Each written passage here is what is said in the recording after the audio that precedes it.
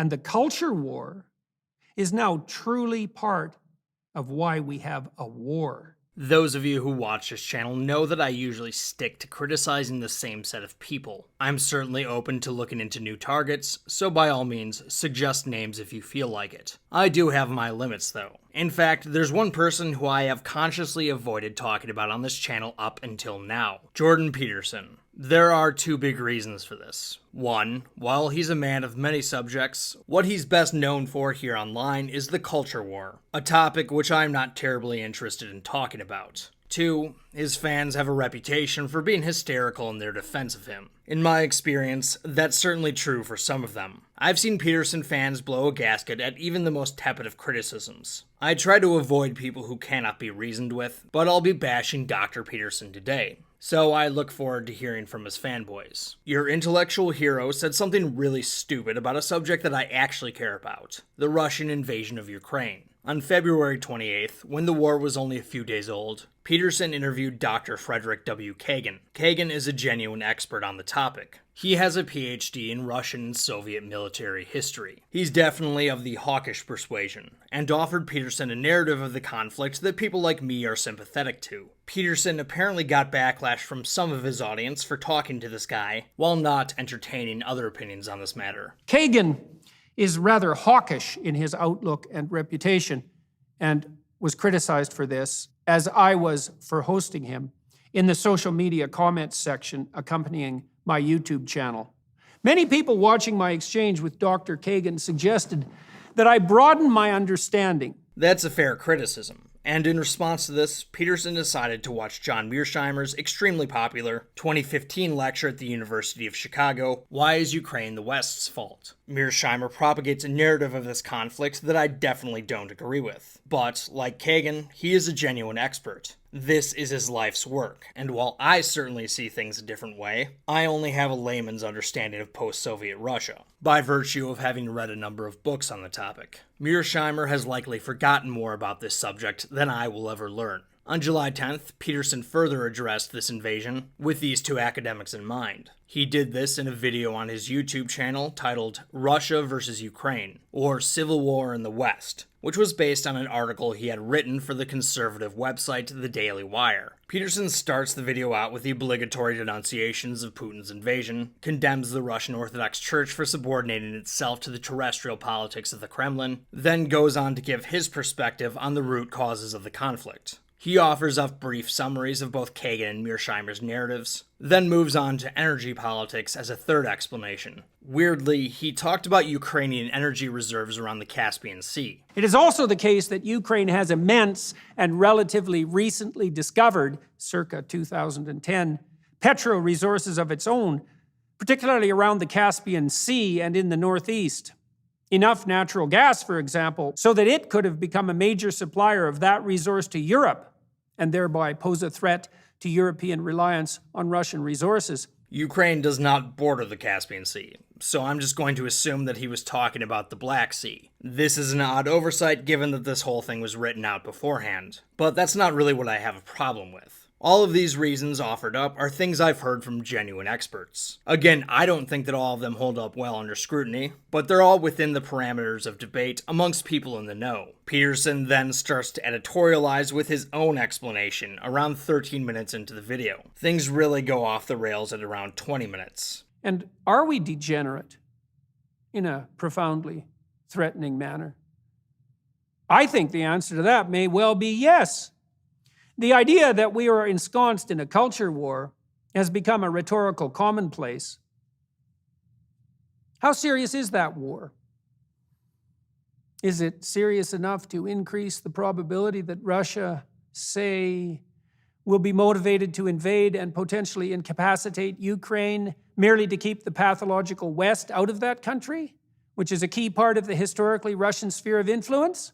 Like most governments, the Kremlin is actively involved in propaganda. Peter Pomeranstev lays out the nature of this propaganda in his book, Nothing is True and Everything is Possible, The Surreal Heart of the New Russia. The brilliance of this new type of authoritarianism is that instead of simply oppressing opposition, as had been the case with 20th century strains, it climbs inside all ideologies and movements, exploiting and rendering them absurd. One moment Surkov would fund civic forums and human rights NGOs, the next he would quietly support nationalist movements that accused the NGOs of being tools of the West. With a flourish, he sponsored lavish arts festivals for the most provocative modern artists in Moscow, then supported orthodox fundamentalists, dressed all in black and carrying crosses, who in turn attacked the modern art exhibitions. The Kremlin's idea is to own all forms of political discourse, to not let any independent movements develop outside of its walls. Its Moscow can feel like an oligarchy in the morning and a democracy in the afternoon, a monarchy for dinner and a totalitarian state by bedtime. To the various factions within its own borders, it attempts to be all things to all people simultaneously. This is also the way the Kremlin exports propaganda to international audiences. To the anti-American left, they advertise themselves as a bulwark against American imperialism. People like Glenn Greenwald, Aaron Mate, and Jimmy Dore will address the crimes of Putin with whataboutism at America's expense. Putin might not be a nice guy, but he's opposed to the United States, the great Satan of the world, so he must have some redeeming qualities, and is at the very least the lesser of two evils. And the likes of Jackson Hinkle will gleefully repeat Kremlin talking points, cheering on Russia's military incursions as triumphs over the evil empire. To the right wing, Russia advertises itself as the capital of traditional values. A couple of weeks ago, Russia released a propaganda video imploring people to move to Russia. I honestly thought it was satire when I first saw it. It's less than a minute long, so here's the video in its entirety. This is Russia. Delicious cuisine. Beautiful women. Cheap gas. Rich history. World-famous literature. Unique architecture. Fertile soil. Cheap electricity and water. Ballet. Cheap taxi and delivery. Traditional values. Christianity. No cancel culture. Hospitality. Vodka. Economy that can withstand thousands of sanctions. Time to move to Russia. Don't delay. Winter is coming. It seems like they're really trying to appeal to those online tradcons who think that life in Eastern Europe consists of dudes living in rustic cabins, with hot stay-at-home mom housewives who dress traditionally but still show off their big tits. Jordan Peterson is very popular among right-wing culture warriors, including a lot of these tradcons. A lot of this rhetoric is aimed at this audience, specifically the stuff about rich history, world-famous literature, unique architecture, traditional values, Christianity, and no cancel culture. They know exactly who they're appealing to. People who think that Western nations have traded tradition and family values for wealth, decadence, and libertinism, and that ultimately this trade-off will destroy our civilization. Detached as we are from our roots, we embrace absurdities like gender ideology and critical race theory. It's the fear of sliding in this direction that, among other things, caused Russia to invade Ukraine, at least according to Peterson. Thus, the Russians think in some combination of convenient for them and accuracy in relationship to us, on top of their imperialist ambitions and their nationalistic populism and the potential thuggery of their leader, all that taken into account, those Westerners are so out of their mind, possessed by the very ideas that destroyed us for a century, and didn't they, that we simply cannot trust them. Those Westerners are so out of their mind that a devastated but neutral Ukraine is preferable to a functional bordering state aligned with the US and Europe. Those Westerners are so out of their mind that we'll push the world to the brink of a nuclear war and potentially beyond to keep them off our doorstep.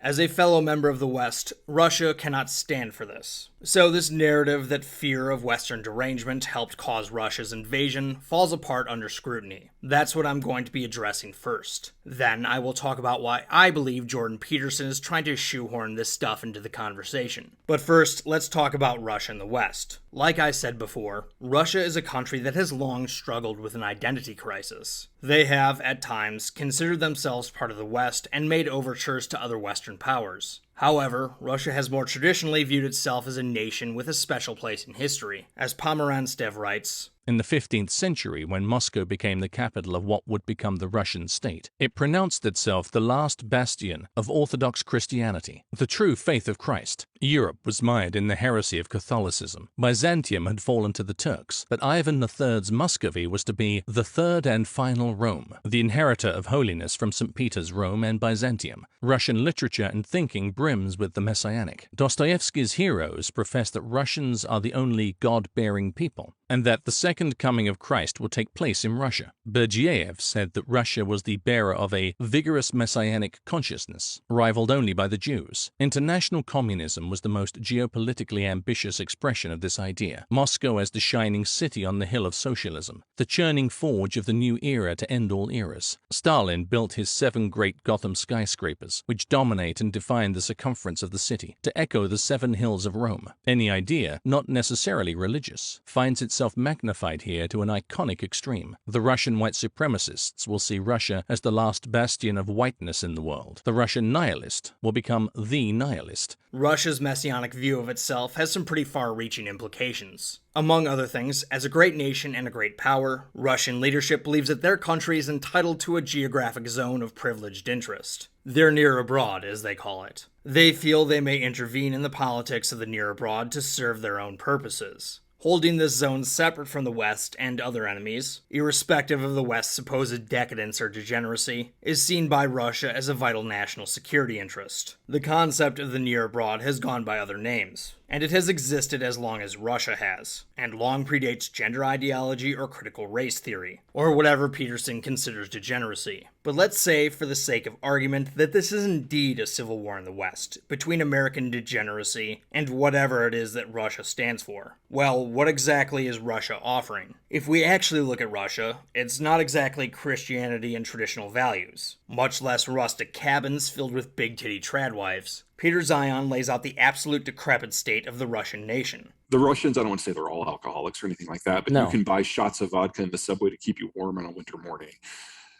from a little old lady that's just right there at the door. So the idea that vodka solves all harms is definitely ingrained into the society. In a long winter, low sun climate like Russia, there are not a huge amount of vegetables and fruits in their diets, a lot of saturated fats, and a lot of heroin. In per capita terms, Russia is probably the second most addicted country in the world. And because the bottom fell out of the healthcare system post-Soviet, they also have the highest tuberculosis rates in the world. Probably 1 in 4 Russians carry the TB bacterium in bacillus form. And it's not the TB that we know here in the United States. It's multi-drug resistant. So you're talking about needing 2 years of antibiotics at the cost of several $1,000s a person to get off of it. And they just don't have the income for that.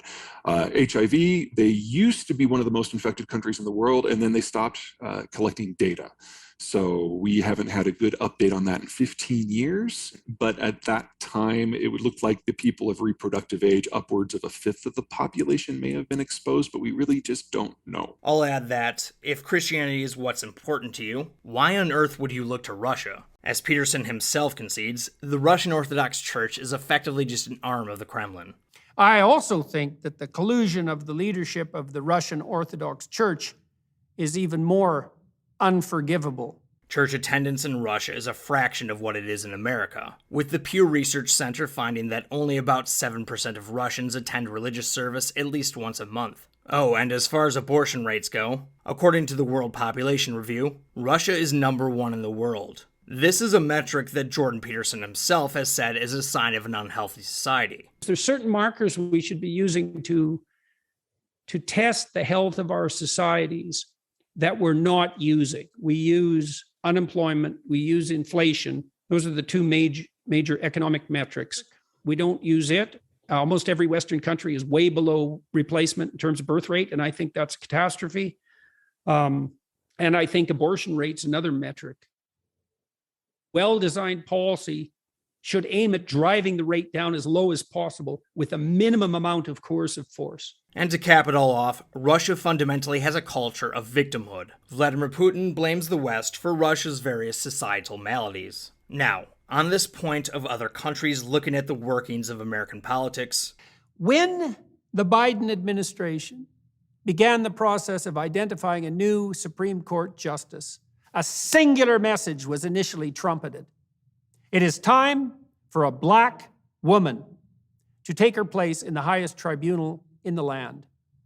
I thought this was a terrible strategic error, but it remains true that sex and race trumped qualification, and that a moral case was made for that decision. And that in and of itself does not provide indication of Western derangement.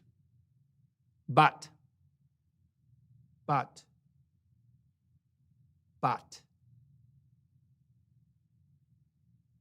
when the self-same candidate was asked directly in an interview during the confirmation process, the very straightforward question, what is a woman? Which, granted, was a gotcha question, which only goes to show the severity of our current level of derangement, and so is no excuse for failure to answer. She said, I'm not a biologist. And are not the Russians and the Hungarians and the Poles and the Indians to a lesser degree watching and thinking, those people have gone out of their minds? And we have to say it again.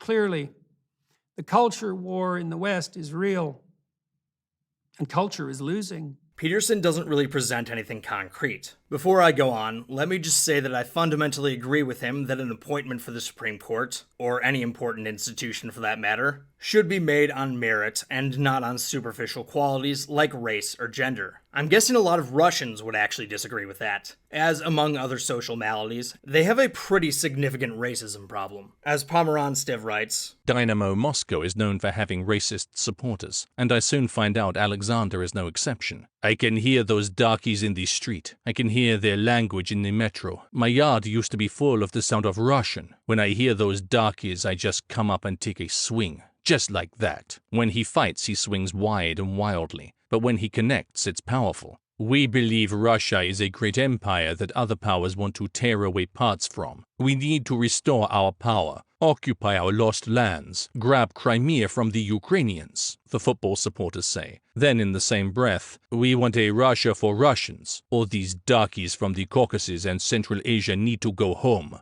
This has always been the paradox of the new Russian nationalism. On the one hand, wanting to conquer all regions around. On the other, wanting an ethnically pure great power. And all that comes out of this confusion is an ever-growing anger. There are more of them, hooligans and skinheads, lighting up the square opposite the Kremlin with their flares in marches of hundreds of thousands, chanting, "Jump if you're not a darky," and when they jump together, the pavement trembles. So yeah, there's that. Where is Peterson's hard evidence that nations are drifting away from us, and possibly towards Russia, because of our supposed degeneracy, as demonstrated by what they see in our Supreme Court hearings? It's funny that he mentions Poland, as they're perhaps more supportive of Ukraine's war effort than anyone else. This despite the two countries having a rather tumultuous history. According to data collected by the Institute of the World Economy, Poland is third in terms of aid by percentage of GDP given to Ukraine over the course of this war. At 0.5%, Poland is only behind Estonia and Latvia. In terms of total aid, they're the fourth country behind the United States, the United Kingdom, and Germany. In terms of delivering the aid they've promised,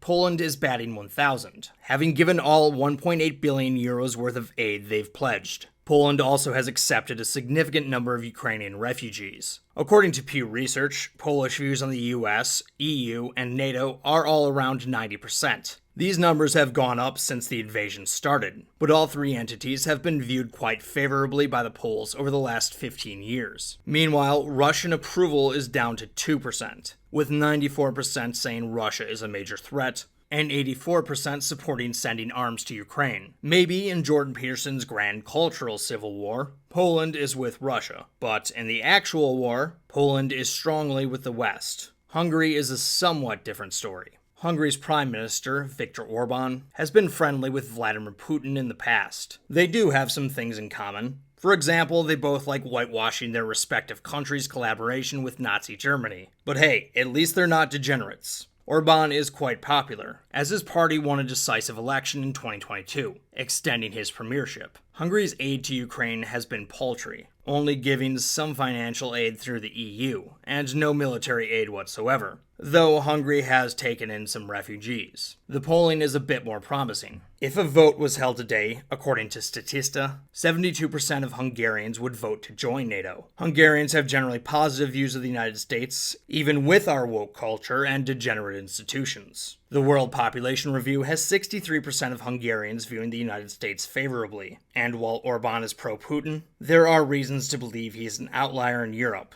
As Foreign Policy reports, over the past 3 years, a string of liberal electoral victories in the region have gone largely unnoticed. Far from being a passing phase, a wide variety of factors, from emboldened European Union to generational replacement, suggests this democratic consolidation will only continue. Even with Orban, the future of Eastern Europe is liberal. Slovakia, Moldova, the Czech Republic, and Bulgaria have all elected liberal reformers in this time period over right-wing candidates. Right-wing candidates who were often backed by the Kremlin. I should also note that Poland has signed off on the ratification of Sweden and Finland joining the NATO alliance. Hungary is expected to as well. This goes directly against Russia's wishes. While I'm on the subject of NATO, isn't it interesting that, for all of our degeneracy, nations are still desperately trying to join into an alliance with the United States? Bosnia and Kosovo both want to join NATO, as do Georgia and Ukraine. Unfortunately, the latter two were turned down for membership action plans at the 2008 Bucharest summit.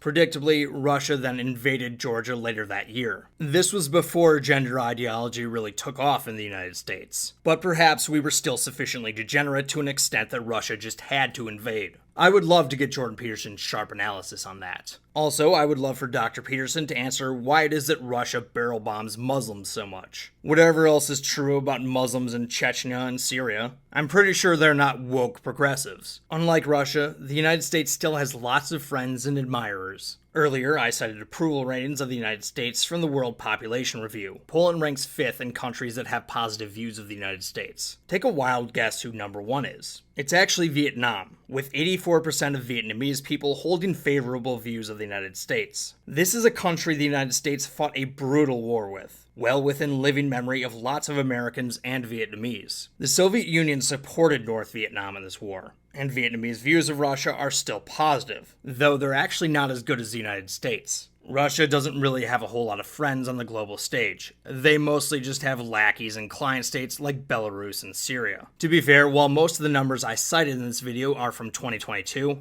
I believe that they're from before the Ketanji Brown-Jackson hearings. So it's possible that Peterson is still right, and these numbers have completely flipped after that whole thing. But I'm skeptical. In some sense, Russia is a refutation of Peterson's thesis. They don't teach CRT or gender ideology. They're one of the worst countries in the world to be gay, much less trans. And I'm guessing if you ask a Russian official for the definition of a woman, he'll give you a clear answer. They definitely don't have cancel culture. I mean, this weird thing happens where journalists who are critical of the Kremlin seem to get poisoned a lot, and dissidents like the band Pussy Riot have been locked up for criticizing Putin, but they definitely don't have cancel culture. What I'm getting at is that Russia doesn't seem to have a woke problem. They do have problems with drug abuse and sex trafficking and HIV, but definitely not wokeness. I don't think it'd be fair to call it a place of degeneracy, though. That would be far too kind. Russia is not just a total backwater, it's literally a dying nation. What malady or social ill does Peterson think Russians are warding off by fighting gender ideology? For him, the answer is Marxism.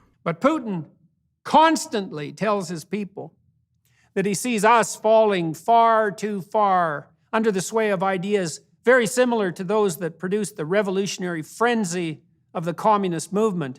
It's true that Marx's ideology devastated Russia, which was already a meat grinder of a country before that particular mind virus hit. The Russian people should be wary of Marxist ideology. I mean, we all should be, but them especially. It's also true that the modern, woke SJW left, or whatever you want to call them, are constantly dividing people along the arbitrary lines of race and class, similar to the way Solzhenitsyn said Soviet enforcers did in Gulag Archipelago. And so the idea in the Soviet Union was just because you were the member of a class, even as a consequence of your familial association, you were immediately sufficiently guilty to be put into a camp and punished. And the terms for the camps were often 10 years, 15 years long, and if you were very fortunate, you got to have 2 or 3 of those. So the Soviets really implemented and perfected the idea of class and ethnicity-based guilt. And it's a very bad road to walk down, and it's something that we're very much engaged in at the moment, because there's discussion everywhere in North America now about the idea of, well, race-predicated guilt, for example, and ethnic-predicated guilt. It's a very bad idea to classify an entire group of people as guilty of anything based on their group membership. However, to connect this with Russia's invasion of Ukraine seems tenuous at best. Russia is not afraid to embrace its past, including its past as a communist country, when it suits the Kremlin's purposes. Joseph Stalin, the most brutal of the Soviet dictators, has undergone a deliberate rehabilitation. In 2021, Russia opened up a museum devoted to the former strongman. As NBC News reports, the public rehabilitation of Stalin's image reflects the social and political tensions that have gripped Russia in recent months. To some, the memory of Stalin suggests an era of national greatness, as President Vladimir Putin has promoted Stalin's image as a way to deflect criticism of his own leadership, as he grapples with falling approval ratings, a sluggish economy, and accusations of corruption. Opinion polls conducted by the Levada Center, an independent polling organization based in Moscow, have shown that approximately 70% of Russians approve of Stalin and his policies. It's not that Soviet crimes against humanity are absent from the Russian narrative about its history, but even they are recast in the image of Russian nationalism. The countless deaths during Stalin's reign were sacrifices that had to be made so that Russia could win the Great Patriotic War against Nazi Germany. Shameful as they may have been, they were necessary. So says the Kremlin. As long as Putin can control the narrative, he's not afraid of embracing his country's past, including the Soviet era, for his purposes today. This anxiety that Russians have about creeping Marxism that Peterson swears exists does not appear to be too widespread, or if it does exist, has been narratively divorced from the suffering it caused. Also, the Kremlin's willingness to bend the truth goes to show that whatever narrative they concoct to justify their actions doesn't need a basis in reality. So what gives? Why does Jordan Peterson, who is not a dumb man, insist on shoehorning in his culture war stuff where it plainly doesn't fit? Well, I believe it goes back to something I've talked about before, Noah Rothman's concept of entry-level politics. Referring to the practitioners of identity politics, Rothman wrote, "Modern opinion bloggers occupy their time tilting at windmills of minor empirical value. What's more, this process often mandates the writer inflate the gravity of their subject to absurd proportions, if only to retroactively validate holding such a strong opinion on matters so trifling. And you know what? This is a wildly successful approach to opinion journalism. I believe that this holds true for many of the critics of social justice as well, including Jordan Peterson. Let me be clear here. I do think that the woke, identitarian left should be taken seriously and criticized heavily. It's not an exaggeration to say that they've ruined people's lives, and that they've done a great deal of damage to a number of our institutions. But there's really no evidence to suggest that anxiety about them was a contributing factor to Russia's invasion of Ukraine. But if it was, then that means that Jordan Peterson actually has something important to say about this war. Everyone listening to or watching or reading this might be thinking, what could such arcane things possibly have to do with the practicalities of the current war? But that is an indication of our superficiality and ignorance here in the West, and not with the relevance of such things. This is a war that cannot be won in the most fundamental sense by the mere defeat of Russia. The civil war in the West can only be won on the intellectual or even the spiritual front, and the victory will be defeat of the radical ideas of Marxist inheritance that are currently destabilizing our societies, Russia and Ukraine included. It is the job of classic liberals, small c conservatives, and more importantly, adherents to the Abrahamic traditions, to bring about that defeat in the realm of ideas, where the true battles most truly rage. Because unlike geopolitics or foreign relations, bashing SJWs is actually in his wheelhouse. Here's what Peterson says the consequences of this war will be. First, skyrocketing energy prices. I firmly expect oil prices to hit $300 a barrel. Second, severe food shortages or even famine for a minimum of 150 million people. Third, mass migration. The countries most affected by the aforementioned food shortage will be precisely those North African and Middle Eastern nations from which the last mass migration that so stressed Europe, to say nothing of the immigrants themselves. Expect immense mass movements of desperate people by November of 2022.